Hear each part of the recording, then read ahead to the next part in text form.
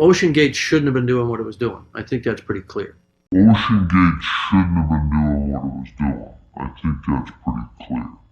I wish I had been more vocal about that, but I think I was unaware that they weren't certified. I wish I had been more vocal about that, but I think I was unaware that they weren't certified.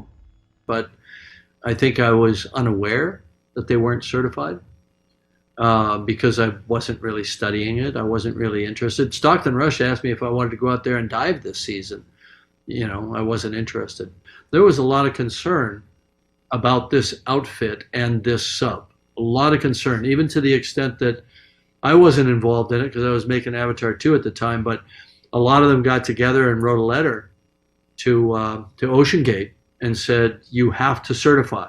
You cannot take people down. It's irresponsible, and it could lead to catastrophe. Monday morning, when I first found out about the incident, got on a whole bunch of calls and emails. It's a small community. Within an hour and a half, I had the following information. They were on descent. They were at 3,500 feet. They lost comms and tracking. The last one being the critical one, because the transponder that's used to track a sub during descent and on the bottom is a fully autonomous system. It's in its own pressure housing, and it has its own battery power. So for them to lose comms and tracking at the same time, sub was gone. There was no question in my mind. For days, I tried to run other scenarios that could account for it. I could come up with nothing.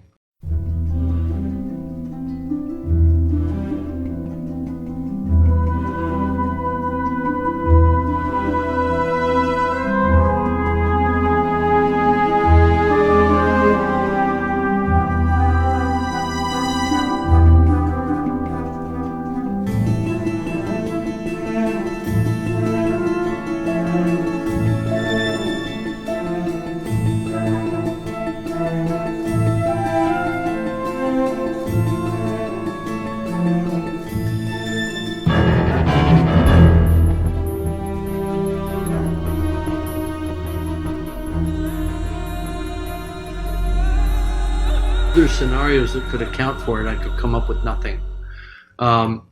So the next thing I did was contacted a few more people and managed to track down, there are acoustic networks around. Some are research, some are intelligence. We got confirmation within an hour that there had been a loud bang at the same time that that comms were lost. A loud bang on the hydrophones, loss of transducer or transponder, loss of comms. I knew what happened. Sub imploded. I sent emails to everybody I know. I said, we've lost some friends. The sub has imploded. It's on the bottom in pieces right now. I sent that out Monday morning. I never believed in that technology of wound carbon fiber, wound filament, cylindrical hull. I thought it was a horrible idea. I wish I'd spoken up. But I assumed somebody was smarter than me, because I'd never experimented with that technology, but it just sounded bad on its face.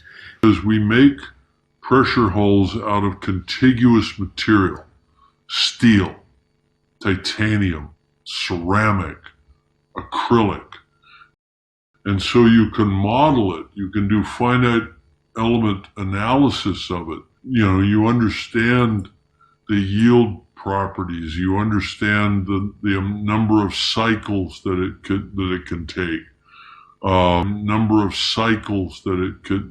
take, but you can't do that with a composite material because it's two dissimilar materials, sort of bonded together. And so we all knew that the danger was delamination and progressive failure over time with microscopic water ingress and fatigue, what they call cycling fatigue. And we knew that if the sub passed its pressure test, it wasn't going to fail on the first dive. It might fail on dive 7, or I don't know what they're at, but it's going to fail over time. which is insidious. You don't get that with steel or with titanium. Now there's one wreck lying next to the other wreck for the same damn reason.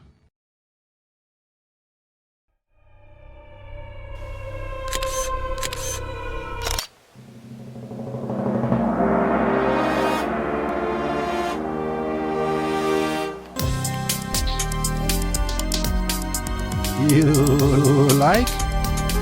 Subscribe!